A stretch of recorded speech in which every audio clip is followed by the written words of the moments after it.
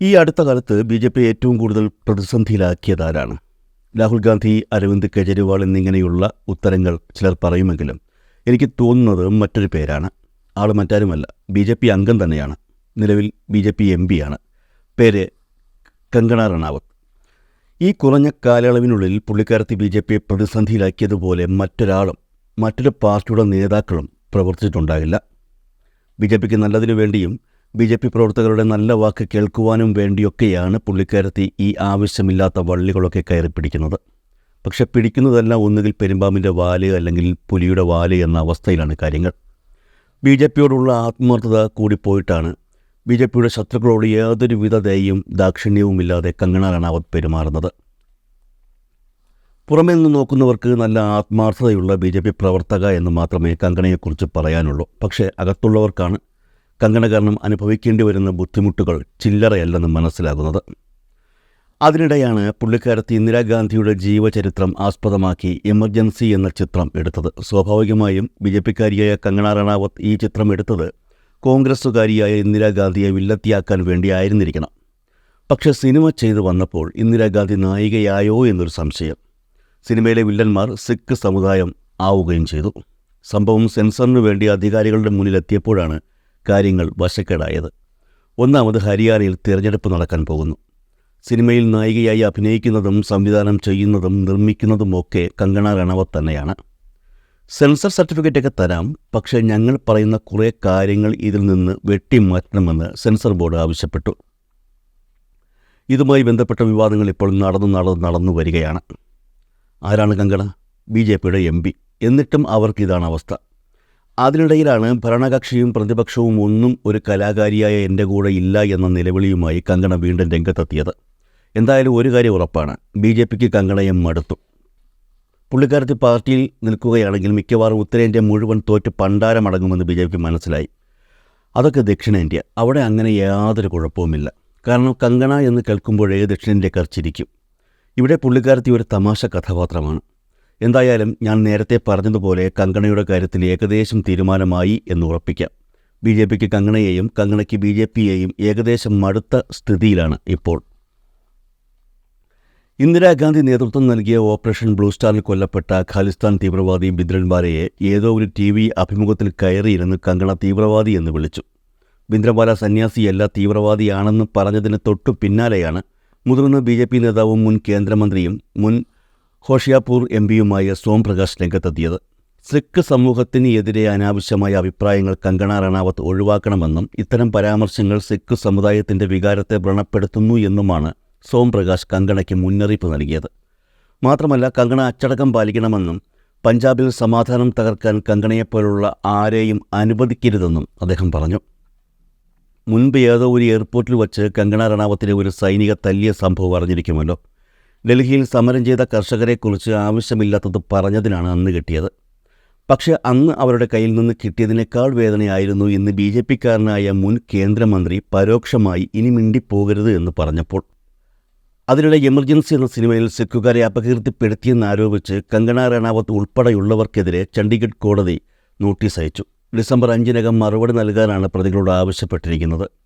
Emergency എന്ന സിനിമയിൽ റണാവത്തും മറ്റ് പ്രതികളും സിഖുകാരുടെ പ്രതിച്ഛായയെ അപകീർത്തിപ്പെടുത്താൻ ശ്രമിച്ചുവെന്നും മുൻ അകാൽ തഖ്ത് ജാഥേദാറിനെ ഒരു തീവ്രവാദിയാക്കി ചിത്രീകരിച്ച് അപമാനിച്ചു എന്നുമാണ് ഹർജിയിൽ ആരോപിച്ചിരിക്കുന്നത്.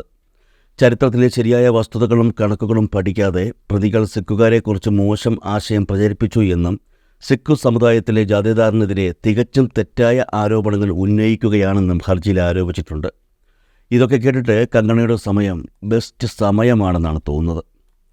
അതുപോലെ തന്നെ മറ്റൊരു വാർത്ത കൂടി പുറത്തു വരുന്നുണ്ട്. അതായത് കങ്കണ റണാവത്ത് കടുത്ത സാമ്പത്തിക ബുദ്ധിമുട്ടിലാണെന്ന വാർത്ത. കുറച്ചു നാളുകൾക്ക് മുൻപാണ് കങ്കണ റണാവത്ത് മുംബൈയിലെ പാലി ഹില്ലിൽ സ്ഥിതി ചെയ്യുന്ന തൻ്റെ ബംഗ്ലാവ് വിറ്റത്. എന്തുകൊണ്ട് ആ വീട് വിൽക്കേണ്ടി വന്നു എന്നുള്ളത് സംബന്ധിച്ച് ഇപ്പോൾ വെളിപ്പെടുത്തലുമായി എത്തിയിരിക്കുകയാണ് കങ്കണ. അടിയന്തരമായി പണം കണ്ടെത്തേണ്ട സാഹചര്യം വന്നത് മൂലമാണ് വീട് വിൽക്കാൻ തീരുമാനമെടുത്തതെന്നാണ് ഒരു മാധ്യമത്തിന് നൽകിയ അഭിമുഖത്തിൽ കങ്കണ വ്യക്തമാക്കിയത്. തികച്ചും സത്യമായ കാര്യം തന്നെയാണെന്നാണ് ബോളിവുഡിൽ നിന്നുള്ള സംസാരവും. അതായത് കങ്കണ സംവിധാനം ചെയ്യുന്ന എമർജൻസി എന്ന സിനിമയുടെ റിലീസ് തടസ്സപ്പെട്ടതാണ് സാമ്പത്തിക പ്രതിസന്ധിക്ക് പിന്നിലെ കാരണം. ചിത്രത്തിൻ്റെ സഹനിർമ്മാതാവ് കൂടിയാണ് കങ്കണ. സമ്പാദ്യത്തിൻ്റെ വലിയൊരു ഭാഗം ചലച്ചിത്ര നിർമ്മാണത്തിനായി ചെലവഴിച്ചിരുന്നു. എന്നാൽ റിലീസ് വൈകിയതോടെ സാമ്പത്തിക ബുദ്ധിമുട്ടുകൾ നികത്താൻ പ്രോപ്പർട്ടി വിൽക്കുകയായിരുന്നു. 2017 20.7 കോടി രൂപയ്ക്ക് സ്വന്തമാക്കിയ വീട് 32 കോടി രൂപയ്ക്കാണ് വിറ്റതെന്നാണ് പറയപ്പെടുന്നത്. ഈ വിൽപ്പന നടന്ന ബംഗ്ലാവ് കങ്കണയുടെ നിർമ്മാണ കമ്പനിയായ മണികർണിക ഫിലിംസിൻ്റെ ഓഫീസായാണ് ഉപയോഗിച്ചിരുന്നത്. 2022 ഇതേ പ്രോപ്പർട്ടി ഉപയോഗിച്ച് 27 കോടി രൂപ വായ്പ കങ്കണ എടുക്കുകയും ചെയ്തിരുന്നു എന്നുള്ളതാണ് മറ്റൊരു വിവരം. ഇതാദ്യമായല്ല കങ്കണയുടെ പാലിഹിലെ വീട് വാർത്തകളിൽ ഇടം നേടുന്നത്. 2020 വീടിൻ്റെ നിർമ്മാണ പ്രവർത്തനങ്ങൾ അനധികൃതമാണെന്ന് ചൂണ്ടിക്കാട്ടി ബൃഹൻ മുംബൈ മുനിസിപ്പൽ കോർപ്പറേഷൻ വീടിൻ്റെ ഒരു ഭാഗം പൊളിച്ചു നീക്കിയിരുന്നു. ഇതിനെതിരെ കങ്കണ ബോംബെ ഹൈക്കോടതിയെ സമീപിക്കുകയും കോടതി മുനിസിപ്പാലിറ്റിയുടെ നടപടികൾ സ്റ്റേ ചെയ്യുകയും ചെയ്തു. 2 കോടി രൂപ നഷ്ടപരിഹാര തുകയായി താരം ആവശ്യപ്പെട്ടെങ്കിലും പിന്നീട് ഈ ആവശ്യം പിൻവലിക്കുകയായിരുന്നു. 285 സ്ക്വയർ മീറ്റർ പ്ലോട്ടിലാണ് വീട് സ്ഥിതി ചെയ്യുന്നത്. വീടിന് മാത്രം 3042 ചതുരശ്ര അടി വിസ്തീർണമുണ്ട്. ഇതിനു പുറമെ 500 ചതുരശ്ര അടി വിസ്തീർണത്തിൽ പാർക്കിങ്ങുമുണ്ട്.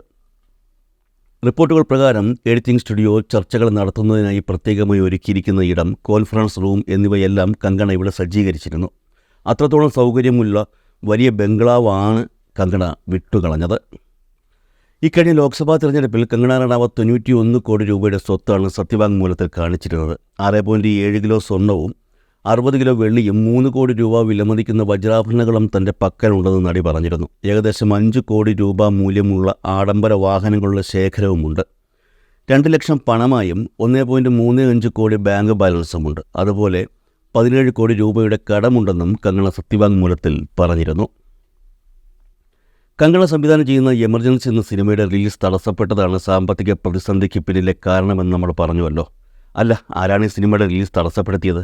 അത് സെൻസർ ബോർഡാണ്. ഈ സെൻസർ ബോർഡ് ആരാണ് നിയന്ത്രിക്കുന്നത്? സ്വാഭാവികമായും സർക്കാർ. രാജ്യം ഭരിക്കുന്നത് BJP സർക്കാരാണ്. കങ്കണ റണാവത്ത് സർക്കാരിൻ്റെ ഭാഗമായ ഒരു പാർലമെൻറ്റ് അംഗമാണ്. മാത്രമല്ല അത്യാവശ്യം രാജ്യമെങ്ങും അറിയപ്പെടുന്ന ഒരു നടിയും. അവർ നിർമ്മിച്ച് സംവിധാനം ചെയ്ത് മുഖ്യ വേഷത്തിൽ അഭിനയിച്ച ഒരു ചിത്രത്തിനാണ് ഈ ഗതി. കടുത്ത വർഗീയത മാത്രം സംസാരിച്ച കശ്മീർ ഫയൽസ്, സ്വന്തം കുടുംബത്തിലെ ആളുകളെ മനസ്സിൽ കണ്ടുകൊണ്ട് ഏതോ സംവിധായകൻ ഒരുക്കിയ കേരള സ്റ്റോറി എന്നിവയൊക്കെ പുഷ്പം പോലെ റിലീസ് ചെയ്ത് ജനങ്ങൾക്കിടയിൽ എത്തിച്ചവരാണ് ഈ BJP സർക്കാർ. അങ്ങനെയുള്ള BJP സർക്കാർ സ്വന്തം പാർട്ടിയിൽ നിറഞ്ഞു നിൽക്കുന്ന ഒരു പാർലമെൻറ്റ് അംഗത്തിൻ്റെ സിനിമ എന്തുകൊണ്ട് ചവിട്ടിപ്പിടിക്കുന്നു? ഉത്തരം ഒന്നേയുള്ളൂ: തിരഞ്ഞെടുപ്പ്. കാര്യം ഏകദേശം മനസ്സിലായല്ലോ അല്ലേ? കങ്കണ റണാവത്ത് ഈ സാഹചര്യത്തിൽ BJPക്ക് ഒരു വലിയ ബാധ്യതയാണ്. ആദ്യത്തെ ആ ആവേശമൊക്കെ കണ്ടപ്പോൾ കൂടെ കൂട്ടി ഒരു MP ആക്കി മാറ്റുകയും ചെയ്തു. പിന്നീടാണ് മനസ്സിലായത് ഇരുതല മൂർച്ചയുള്ള ഒരു വാളാണ് എന്ന്. വിശ്വസിച്ച് 2 സൈഡിലും പിടിക്കാൻ സാധിക്കില്ല, കൈമുറിയും. അതുകൊണ്ട് തന്നെ ഒഴിവാക്കി നിർത്തുക എന്നുള്ളതാണ് ഇപ്പോൾ BJP കങ്കണ റണാവത്തിനെ സംബന്ധിച്ച് കണ്ടുവച്ചിരിക്കുന്ന മാർഗം. അതിൻ്റെ ഭാഗമായാണ് മുതിർന്ന BJP നേതാക്കൾ കങ്കണയ്ക്കെതിരെ രംഗത്തെത്തുന്നതും. രാഹുൽ ഗാന്ധിയെ ഉൾപ്പെടെ വായിൽ തോന്നിയത് വിളിച്ചു പറഞ്ഞുകൊണ്ട് താൻ നടത്തിയ അധര വ്യായാമമൊക്കെ വെറുതെയായിരിക്കുന്നു എന്ന് ഇപ്പോൾ കങ്കണയ്ക്ക് തോന്നിക്കാണും.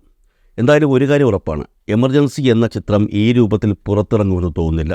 അങ്ങനെ പുറത്തിറങ്ങിയാൽ അത് പഞ്ചാബിലെയും ഹരിയാനയിലെയും BJPയുടെ ശവപ്പെട്ടിയിലടിക്കുന്ന അവസാന ആണിയായിരിക്കും. അതുകൊണ്ട് ഉറപ്പായും ചിത്രത്തിൽ കത്രിക പതിയും, അല്ലെങ്കിൽ ചിത്രം പെട്ടിയിലാകും. കാശ് ഇത്രയും മുടക്കിയതുകൊണ്ട് കത്രിക പതിഞ്ഞിട്ടായാലും ചിത്രം പുറത്തിറങ്ങുമെന്ന് പ്രതീക്ഷിക്കാം. അതോടൊപ്പം തന്നെ കങ്കണയ്ക്ക് BJPയുടെ പുറത്തേക്കുള്ള വഴിയും തുറക്കും.